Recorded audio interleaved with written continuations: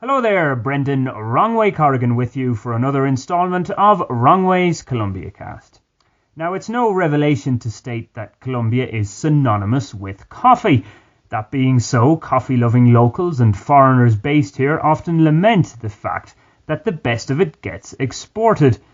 Another related issue regularly discussed is how the big multinational companies mop up all the profits and pay little more than lip service to the growers on the ground and the community in general. Today's guest, or more appropriately his company, Café Plus, aims to address that imbalance. Simon Ford, who doubles up as no less than the Honorary British Consul in the unofficial salsa capital of the world, Cali, welcome to Wrongway's Colombia Cast. Thank you, Brendan. Thank you very much. Great to have you, and I know we're battling with a little bit of a time delay on our Skype connection, but we'll work through that one, Simon. And we'll touch on your diplomatic work a little later on. But Café Plus, and to use the marketing jargon, what is its unique selling point?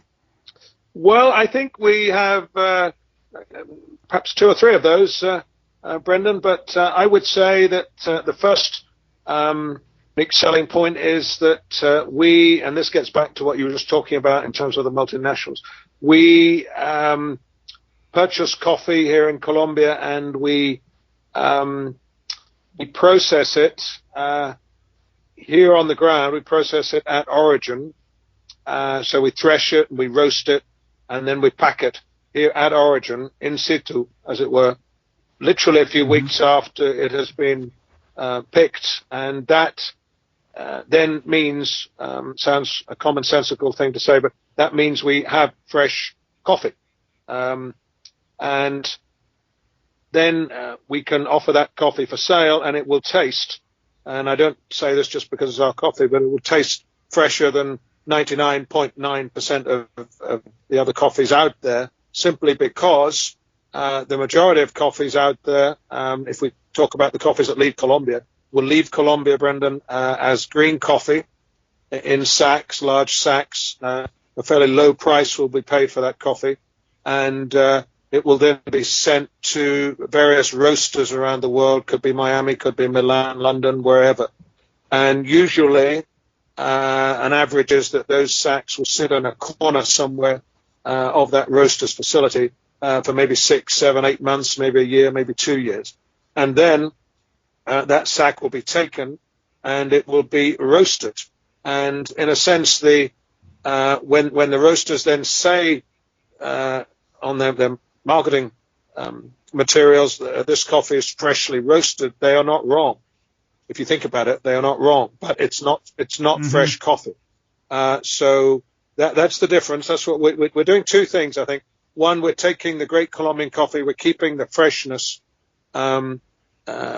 that others do not keep because of the way because of the supply chain that they get involved in, these larger companies.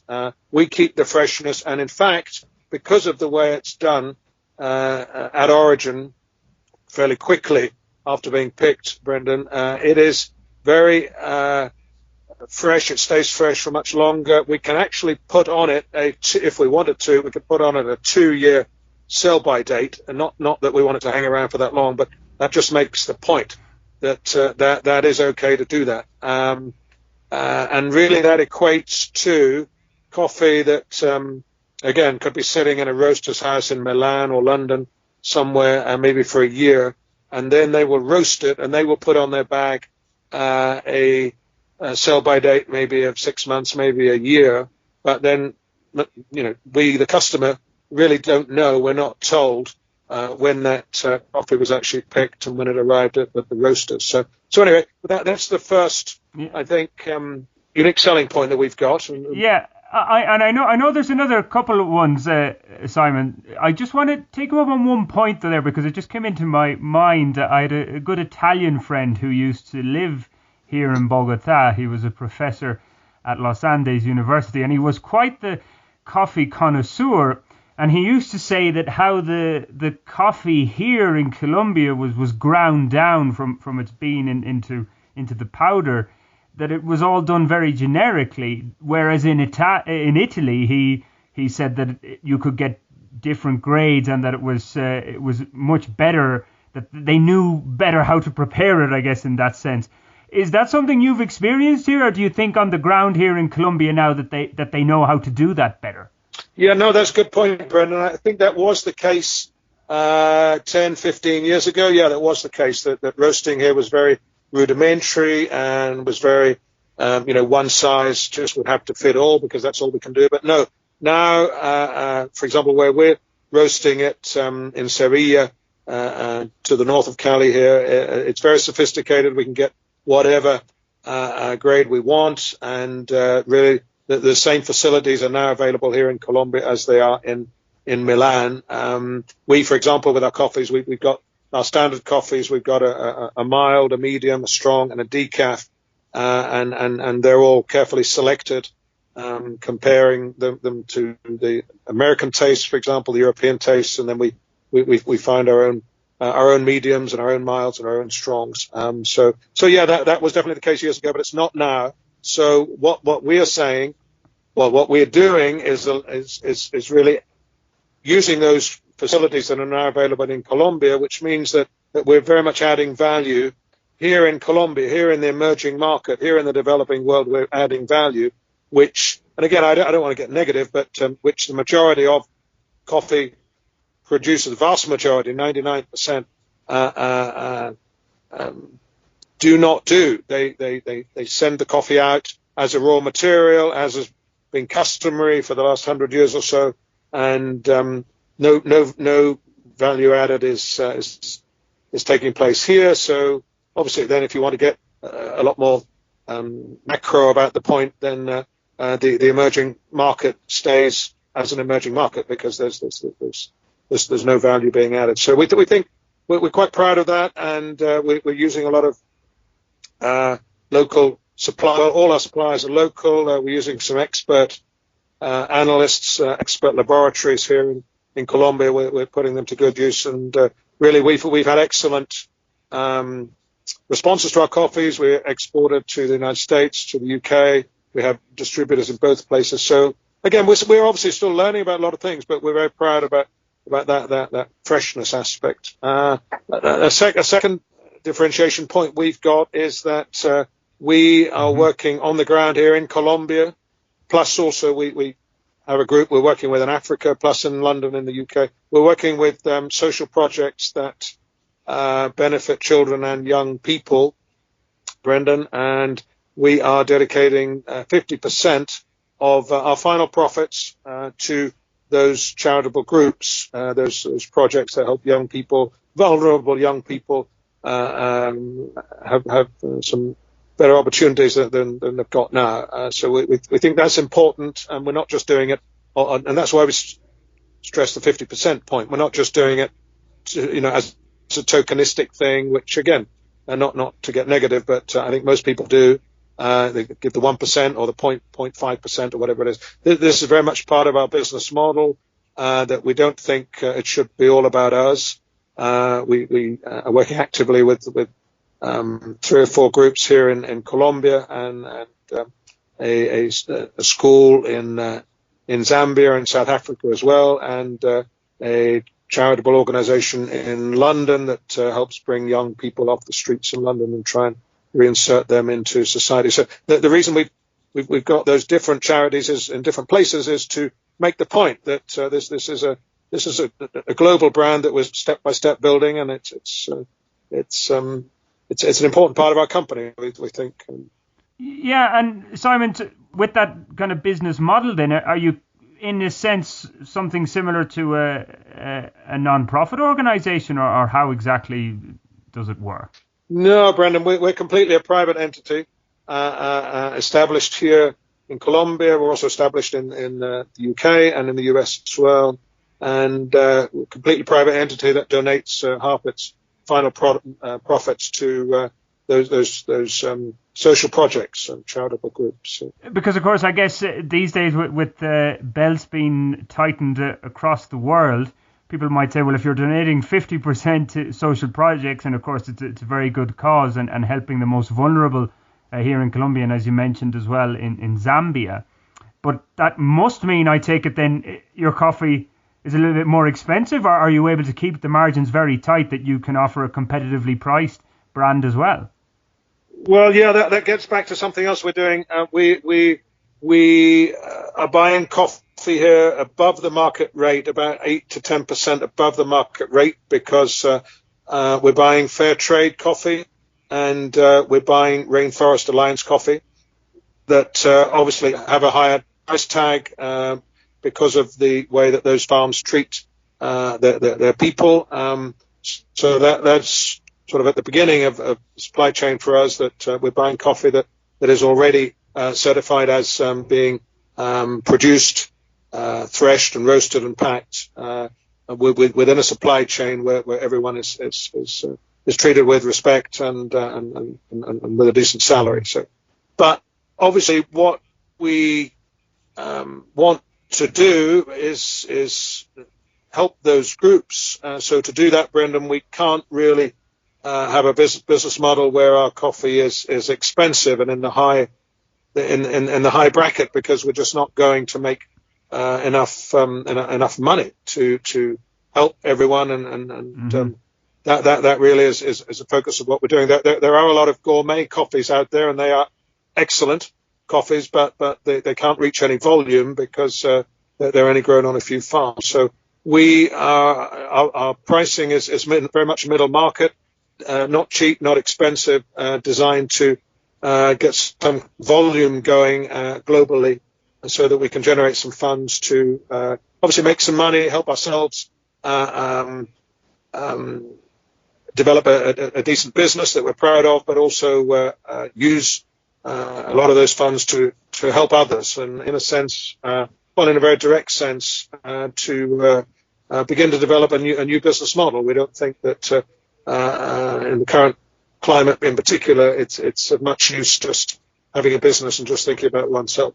Yeah, would it be fair to say then you're a fledgling company? How long have you been on the go, Simon? Well, we've been on the go about 3.5, 4 years now, Brendan, and we've got the coffees that I mentioned, and we are beginning to open some coffee bars here in Colombia. We're now opening our third one here in Cali, and we're going to open another one before Christmas in the coastal city of Buenaventura here.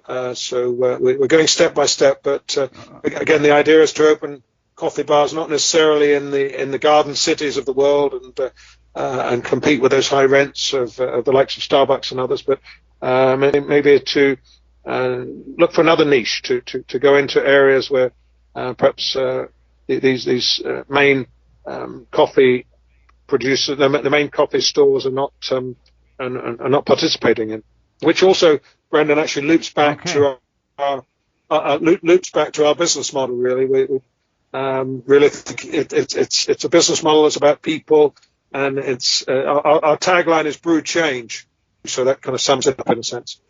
3 or 4 years on the go, so obviously you've been around long before coronavirus hit, but has that affected you badly, or you've been able to work through that? Because obviously in terms of having actual bricks and mortar stores for people to go into, that's only slowly now beginning to lift here in Colombia, that people can go back in and dine inside restaurants and cafes. And take it has been a rather difficult few months, like it has been for so many other businesses. No, absolutely. We closed down completely mid-March until probably around June time, late June. Since then, we've opened up again, mainly just for takeaways. But literally over the last 2 or 3 weeks, we've started to have tables where a table of 4 might be sufficient for 2 people, say, to sit at, and taking 1-2 tables out. So it's mainly been takeaways, but we're slowly getting back into it. And in fact, here in Cali, literally over the last 2 or 3 days, a lot of the regulations have been relaxed. So we think we should be getting back to something like a new normal, as people say, over the coming weeks anyway. So, but one thing that again, as a business, we've been lucky enough to be able to take advantage of a little bit, because of the last 3 or 4 years we doing some fairly decent business. The rents that one can get at the moment are a lot lower than rents pre-pandemic. So we've obviously been looking carefully at various sites and talking to landlords who seem to be happy to give us quite a decent discount on rent. So we're step by step looking at how to make the most of that, and in terms of expanding the business, being able to employ some more people, helping other people out with jobs, and that's certainly something we've been. I don't like to say taking advantage of, but we've certainly been looking at opportunities that has thrown up. Yeah, well, of course, it reminds me, earlier on in the year, I spoke to an owner of one of the best-known hostels here in Bogota, the Cranky Croc, Andy Farrington, and he spoke about, those who can survive through this period will come out of it perhaps stronger and see a lot of opportunities. So, as you said, that you've already established yourself that those opportunities will come. By the way, have you plans, or do you already have actual cafes in London and in the US, as you mentioned, or is it just solely that the coffee is available? We don't at the moment send our coffee there, but that is something that we want to do. I think maybe next year. We've been looking at possibilities in Miami, in Orlando, in Florida, and in the UK as well. Step by step, obviously, want to do it. At a pace that allows us to keep going rather than do it too quickly and then go broke. Yeah. So, but that's just another point, Brendan, that we think the pandemic will help us with anyway, which is why I say we can, I think, feasibly do that next year, because I've been talking to one or two financial institutions, and the availability of money is in fact in many ways much easier than it was, and it's cheaper than it was for certain projects, certain businesses, and so we're obviously looking to perhaps take advantage of one or two of those opportunities as well, because I think there has been obviously an economic collapse, and it's not been good for many thousands of businesses that I know have gone to the wall, both here in the United States and the UK, the markets that we're involved in. But on the other hand, finance at the moment for those who are willing to put a plan together is quite available and quite cheap. Yeah, well, certainly, Simon, then you'll have to send me those links and those contacts, because I could do with some finance. I might be just lacking a bit of a plan these days, but I'll get on that. But I was going to say, though, of course, you're based in Cali, and you mentioned how I take it you source most of your coffee from the greater Valle de Cauca region, and then offer employment to local people, because in the last few months we've seen a lot of sad stories coming out of that part of the country in terms of murders and various acts of violence. So are you concerned that the fallout from this pandemic, that those vulnerable areas in Colombia, and there are a lot of them, as I said, in that southwestern area where you're based, that we could be in for a few rough years? And I guess I'm asking you to put on your consul's hat in this sense as well, along with your business hat. How do you see that playing out over the next while? Well, indeed, Brendan. I mean, we've seen some horrendous things happen over the last few weeks. Certainly, the massacres and a general sense of insecurity, I know, is increasing amongst people here, and obviously the businesses and the economy that aren't doing so well either is another factor. And I think that it's going to take a lot of time to bring a lot of those people back into the economy, and it's obviously going to affect businesses like ours and others as well, because the sort of internal market in this area is not going to be so large. And well, the way I see it, in terms of, as you say, my consul hat, some of, for example, some of the pre-pandemic meetings that I was lucky enough to get invited to, not because of Simon, but because of being the consul, were actually some of them very high up in the mountains around here,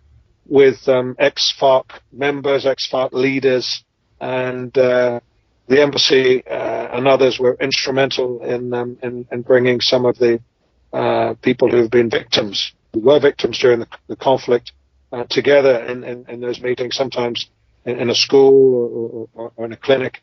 And the ex-FARC members would spend the day talking to them and to a lot of the families who've lost lost members because of that conflicts that the FARC were involved in, and it was quite moving because a lot of for example, the fathers who maybe lost sons in the conflict, and maybe who've got other sons that maybe they didn't lose, but they lost some of them. Then they were saying, look, the solution here is that we need to put a school in this area, we need to put a clinic in this area, we need to maybe look at tourist development, job creation, because if we don't do that, how can I say to my son or daughter that the option of going back into the guerrilla movement isn't a good option?